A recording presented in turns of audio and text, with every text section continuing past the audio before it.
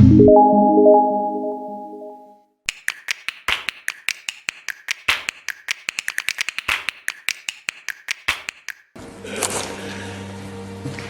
President, distinguished members of the court, it is an honor and a privilege for me to appear before you today on behalf of the Republic of South Africa. I wish to express my gratitude to the court for convening this hearing on the earliest possible date to entertain South Africa's request for the indication of provisional measures in this matter. In our application, South Africa has recognized the ongoing Nakba of the Palestinian people through Israel's colonization since 1948.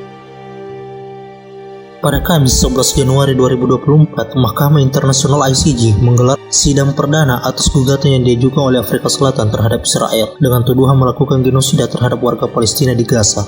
Sidang berlangsung di gedung ICJ di Den Haag, Belanda, di mana pihak Afrika Selatan menyampaikan argumen gugatannya. Israel yang menolak tuduhan genosida tersebut dijadwalkan akan membacakan pembelaan pada Jumat 12 Januari 2024. Gugatan yang diajukan Afrika Selatan menyerukan agar ICJ memerintahkan Israel menghentikan operasi bersenjata di Gaza. Di sisi lain, ICJ hanya akan memberikan opini terkait tudingan genosida, mengingat kasus ini bukanlah sidang pidana. Sebelumnya, Komnas HAM mendorong Indonesia untuk mendukung gugatan Afrika Selatan di ICJ.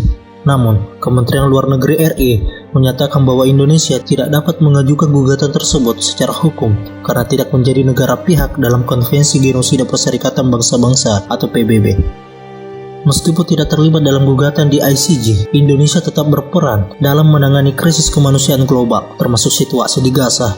Namun, langkah konkret apa yang akan diambil Indonesia dalam konteks ini belum dijelaskan secara detail. Berita terkini dari sidang perdana mencatat kericuhan di luar gedung ICJ antara pendukung Palestina dan Israel. Di dalam ruang sidang, tim ahli hukum Afrika Selatan menuduh Israel melakukan genosida dengan tujuan menghancurkan secara substansial kebangsaan, ras, dan grup etnis Palestina. Israel membela tindakannya sebagai respons terhadap serangan mematikan Hamas pada 7 Oktober 2023. Meski ICJ tidak dapat menuntut individu seperti Mahkamah Pidana Internasional ICC, opini-opini ICJ memiliki dampak di tingkat internasional. Presiden Afrika Selatan, Cyril Ramaphosa, menyatakan penolakan terhadap pembantaian di Gaza mendorong mereka untuk mencari keadilan di ICJ. Sementara itu, Presiden Israel, Isaac Herzog, menolak tuduhan tersebut sebagai kejam dan konyol, bersiap untuk mempresentasikan pembelaan di Mahkamah Internasional. Sidang di ICJ diharapkan memberikan opini terkait tudingan genosida, sementara langkah-langkah konkret terkait operasi militer Israel di Gaza mungkin memakan waktu bertahun-tahun untuk dicapai.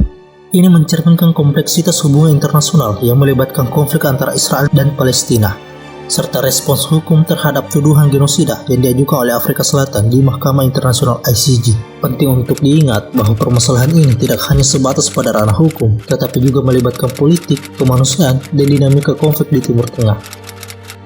Sikap Indonesia yang tidak dapat mengajukan gugatan di ICJ karena bukan negara pihak dalam Konvensi Genosida PBB menunjukkan kompleksitas keterlibatan negara dalam konteks hukum internasional. Meskipun demikian, hal ini seharusnya memberikan lebih banyak insight tentang langkah konkret yang diambil Indonesia dalam menanggapi krisis kemanusiaan di Gaza untuk memperjelas peran dan kontribusinya di tingkat global.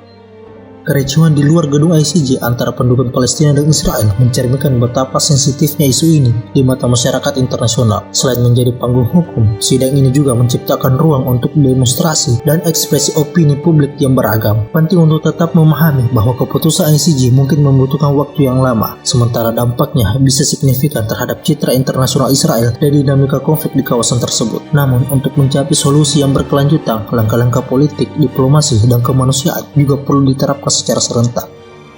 Kami sangatlah menggarisbawahi kompleksitas isu dan menyoroti perlunya pendekatan holistik dalam penanganan konflik internasional, serta pentingnya peran aktif negara-negara, termasuk Indonesia, dalam mencari solusi dan mendorong perdamaian di tengah ketegangan global.